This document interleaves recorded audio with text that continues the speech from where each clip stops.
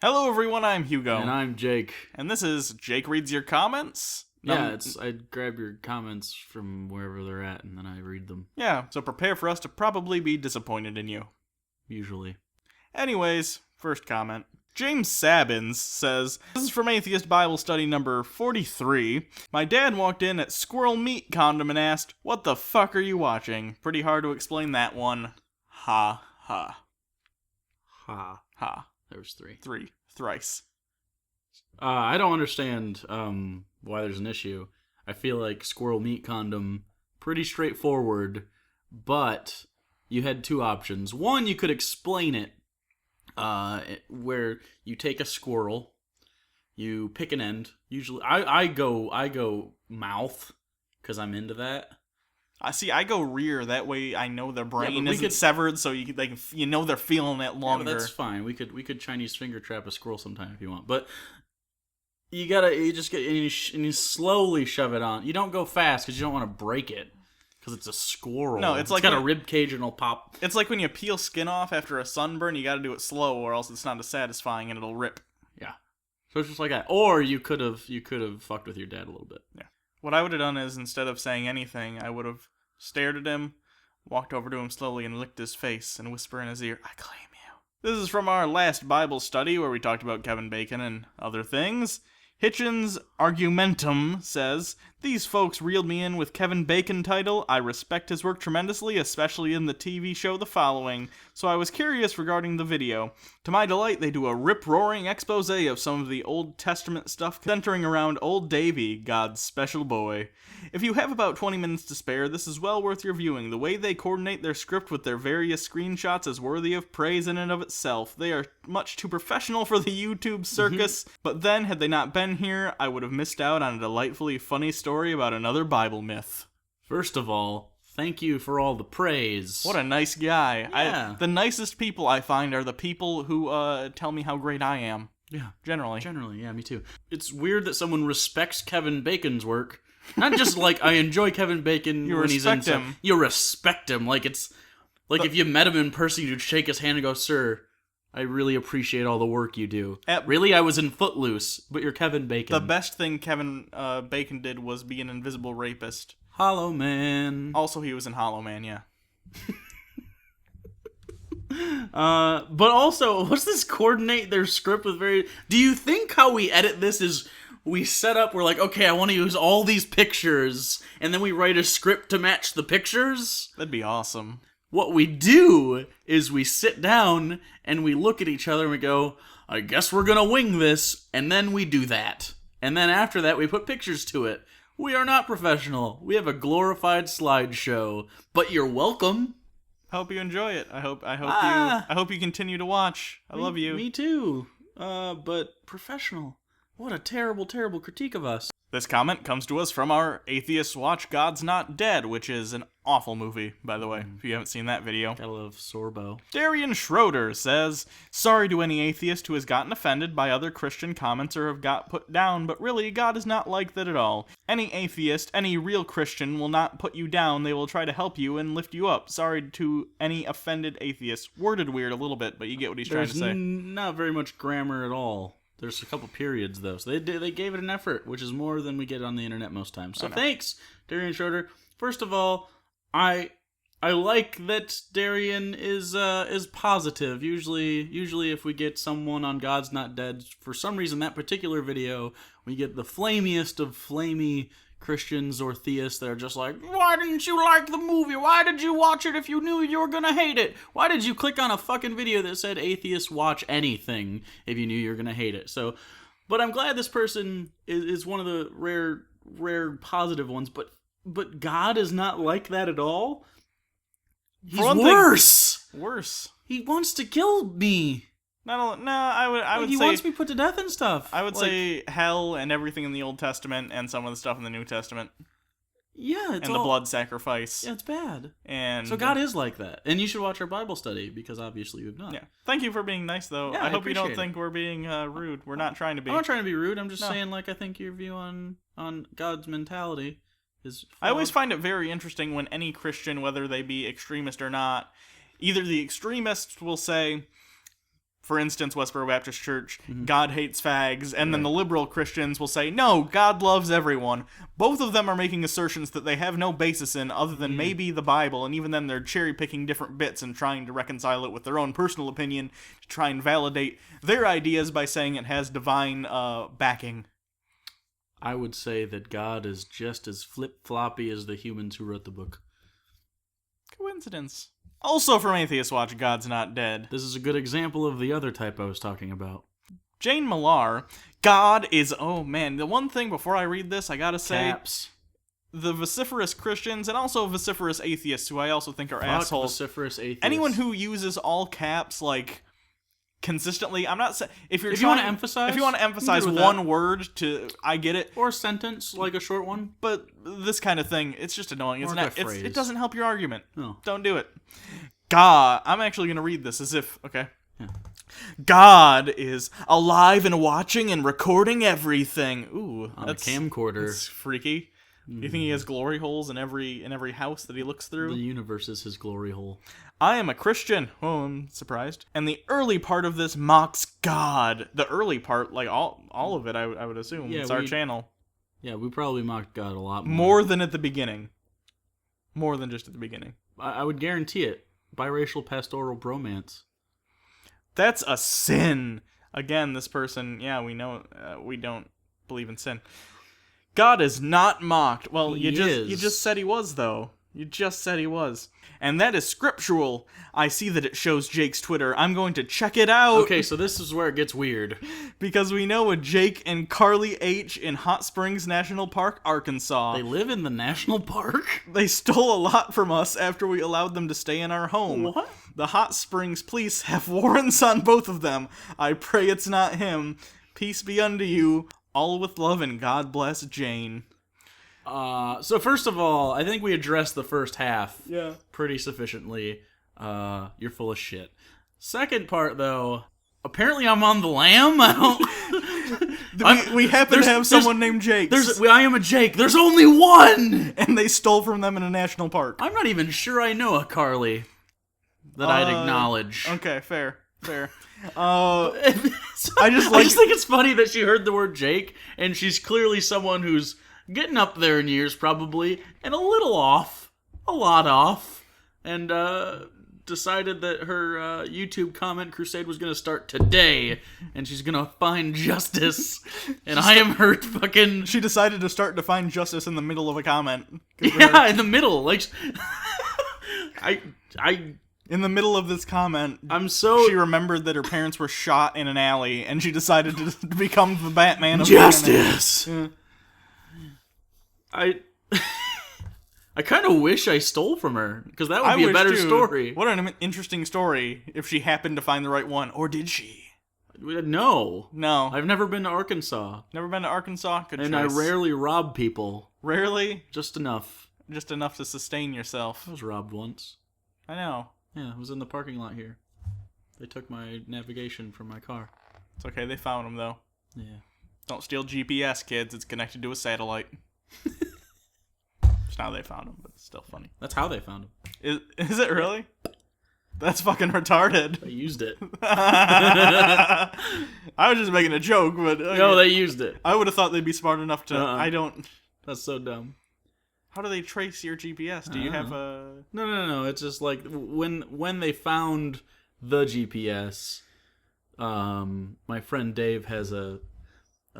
Dave, his father-in-law is a air marshal. Mm-hmm. And so he knows all the local police, and their address was in my GPS because I had gone over there to hang out. So they found the stolen GPS and then used it. They found that it was stolen, and then they're like, "Why is his address here? Maybe they're in danger. I don't know. There's crime. We're not in a gray area of the world. That we have kind of a high crime rate on, further a couple miles from here."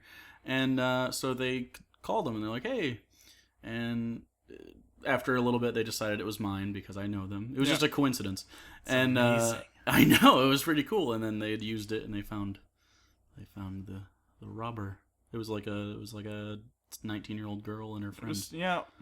Stupid. Not masterminds. Not the smartest, no. Stole a bunch of Jake's shitty CDs, too.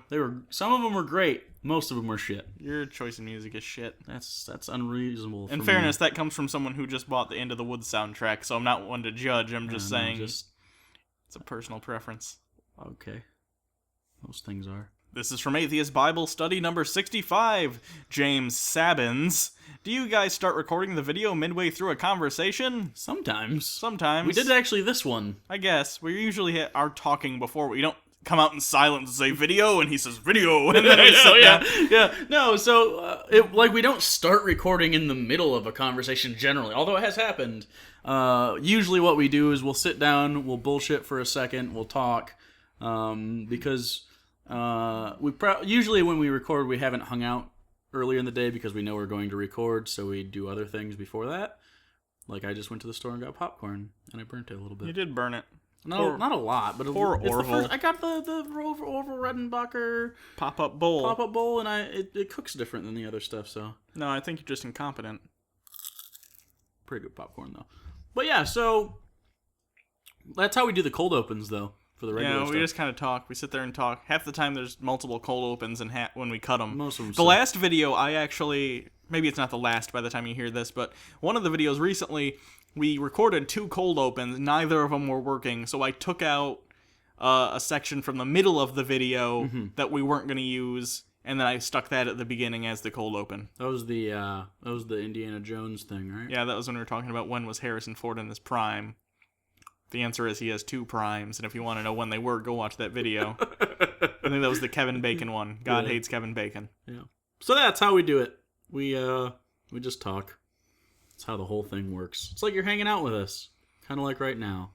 Just sitting here at our double-sided desk with our computer chairs and burnt popcorn, and he's got a tiny Coke, and I have a regular-sized Pepsi. Mine's bigger. Go ahead. This one comes to us from Atheist Bible Study number 19, and this is from Jamie Allen, 1977. Who has been all over our videos. We've both talked to Jamie about these, but it's a good time. Let's talk about it here. Yes. He says, is Jamie a boy or a girl name? I'll say they. Both. They say, I love it when non-believers say no record of this or that as they read the record. Hilarious. Sad, but hilarious. Nope, no record of Exodus. Here, let me read the record of Exodus to you some more. Okay. I get it. I get what you're saying.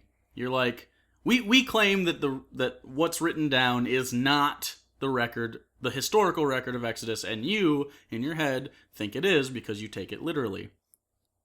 But the problem is that you can have something that was written down a long time ago, and that doesn't make it a historical record. How historical record comes to be is there are things called primary sources and secondary sources. Right. You want as many primaries as you can get, and then you corroborate with secondary, and you kind of meld it together. The process of history is interpretation. You'll never get objective truth in history, ever. But you can get close to it.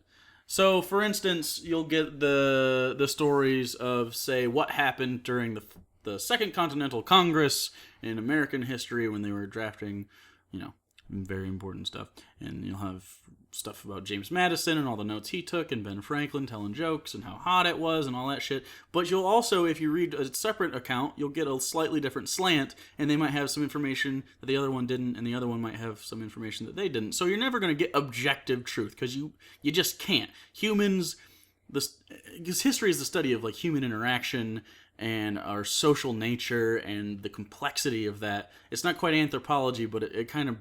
History bleeds into all things. And so you're going to get this really complex web, and it's really hard to tell a concise story while trying to also obtain objective truth. So I get it. I get how one could say, oh, Exodus is historical stuff. But it's not. What it is it's not even a primary source. Because it's not even a secondary source, because a primary source... Primary source is like a journal. But a secondary source generally still refers to primary sources. Exactly. You'll say someone's writing on James Madison's writing. Right. So someone interpreting James Madison's writing is a secondary source, but the Exodus doesn't refer to any other sources, so It's not. It's a story. Right. And don't get me wrong, let's look at it versus something like Gilgamesh. Gilgamesh is a story that's very old, even older than many of the stories in the Bible. Right. We don't consider Gilgamesh history, even though it's completely possible that the legend of Gilgamesh may have historical basis. Same thing with the Iliad. Something may have happened that inspired the story, but that is not considered historical record because there's nothing corroborating it happening. Also because, obviously, the things that happen in Gilgamesh are outlandish. Yeah. But hey, so's the Exodus, so... Right. And also, calling this history is wrong. It's clearly crafted in story, and there's clearly motif. There's a fire motif, there's the famine motif, there's the travel motif, up and down motif. I mean, if you take a literary class on biblical literature, you can easily see that this is a crafted story. And don't get me wrong, there's always probably an element of truth to this kind of thing. I'm not saying that this wasn't inspired. It probably was in some way, but I can guarantee you there's no historical corroboration for the outlandishness of the story of the Exodus. There's no evidence at all. At best, I think this was probably a tribe of people that left a fringe group of the Egyptian area where they maybe were enslaved, and they ran away from whoever owned them. Yeah. And it turned into he ran away from Pharaoh over time. Yeah, and in the Bible, it's described as over 500,000 men, not even counting the children and women. So probably about 1 million people leaving, decimating the workforce. Yeah. And we go through this all in our Bible study. So, I mean, it's just, not only that, but when we're talking about an event this big, there would probably be physical evidence, especially when ancient Egypt is such a heavily studied topic. Oh, yeah. If there's any ancient civilization that has been studied out the fucking ass, it's... Between them and Rome, I can't it's pick. Egypt, yeah. So there would be some evidence somewhere. And here's where you get into primary and secondary sources. If we had Egyptian stories of the same thing from a different perspective, oh yeah, then you could source this story, and you could try and piece together a more accurate record of what may have happened, but that record just doesn't exist. Then you have Christians who say, oh, Egyptians wouldn't have kept records of this because it would be embarrassing. Okay, how about all of Egypt's trade partners who would certainly have heard of this huge thing that would have destroyed the labor market in... They were trading with Mesopotamia and the Indus River Valley at the same time. So, I mean, it's just one of those things where... Once you actually know how to study history and you know how to corroborate sources and you know how to gain information and try to form an actual narrative of what actually happened, it just comes across as entirely bullshit. Yeah. It's hard. Like, even the Iliad, which is one of those stories that, while obviously there are gods directly involved, it reads as like a military conquest for the most part. I mean, obviously it's got fancy shit going on with like Helen and stuff. But... And there might be a tiny shred of truth to that. I guarantee there was a fight at some point. I think the Iliad and the Odyssey and stuff like that are the best comparisons we can possibly make. Easily, because everyone keeps those in their heads as entire myth. I mean, like Odysseus kills fucking Cyclops and harpies and shit. But it's just one of those things where you're like, okay, maybe it's rooted a little bit in truth. And then they're like, okay, now they're a hero, you're making celebrities, and you make it a big fish story. Yeah. So that's it. Yeah. It's not a historical record. And if you want to comment more, that's great. We'll talk to you, but we'll pretty much say the same thing. It's just that it's easier to get it out verbally than it is via message. So if you comment again, we're probably just going to link you to this. Yeah. So you can listen to it again until you get that that's what we're saying. It's not a historical record, because that's not what historical records are. And it'd be nigh impossible to get a historical record from that because it doesn't exist. But you can even get stuff from Jesus' time, like I know, like as far as Jesus and Gospels and biblical New Testament stuff is. But we have things about major events too. We have stuff about because the Romans were in the area when Jesus happened. So isn't it interesting that you have more information on like Paul than you do Jesus? It's not that interesting. You understand why? Oh, I understand why, but I'm just saying like if. Like, he should play a bit part, but instead he's, like, the only thing we have. Without Paul... You got nothing. Nothing. Which sucks. He added a lot of... He retconned some shit. Oh, yeah. He was like, okay, guys... He Jar Jar Binks the whole thing. Let me interpret all of this for you and tell you what Jesus meant. I'm Paul. God damn it, I met Paul. Jesus in a dream, by the way. Yeah. Anyway. It was one hell of a dream. We went on for a while, but it's okay. This is from Atheists Watch Left Behind, and we've got this same message from several people lately, and I'm so confused. Especially on this fucking one, though. Atheists Watch Left Behind. Jason Lee asks, are the narrators of this YouTube channel religious? I just want to know. What? The video is called Atheists Watch left behind. Now, The first word is atheists. right, do they think that, like, when we talked about this off air? Is this air? I don't know what this is. Not recording. We thought, like, maybe they think it's a command, like, atheists, watch this, but there's not a comma. But I just, like... And then you watched it, and then we were like, yeah, this is stupid. Why would you think we're religious? I don't understand. I don't know. Maybe it's... Do we put on this air of, like, religiousness? Maybe it's because there are so many people who are atheists who they can't go 10 seconds without saying, like, fuck Jesus, blah, blah, blah. Maybe That because must we be don't it. do that, and because we're fairly reasonable and, like, don't insult people. Maybe that's why. And sexually stimulating. Yeah. That'll do it. You're welcome for the boner, Jason. Is my voice deep enough to make you hot? Is my voice deep enough to make you hot? Take off some of your clothes. Some of them? Just any of them. Well, how about a sock? Sure. I'm not into feet, but I'll get into feet. Get into your feet. Get on your feet. Anyway. Make your feet moist. So I guess that's all the comments for this episode. Yeah, we had a lot this time around. So, if you want to, you can follow us on Twitter, at Hugo Reloaded. You can follow me at Bible Reloaded. I'm far more popular. Yeah, I'm not on Twitter as much. When I am on Twitter, though, it's golden. Just golden turds. So, if you want, you can donate to our Patreon. There's the link to that. You can subscribe. There's Can a do that. thing where you can click it. I will be scouring for more of your comments. So if you're an idiot, I'll tell you so. But we'll use big words. Yeah, we'll say like corroborate and Doritos. Doritos isn't a big word. It's a bigger word than small words. I mean, it's not monosyllabic. That's what I was going for. Anyway, until next time, I'm Hugo. And I'm Doritos. And this has been Doritos Reads Your Comments. Fuck.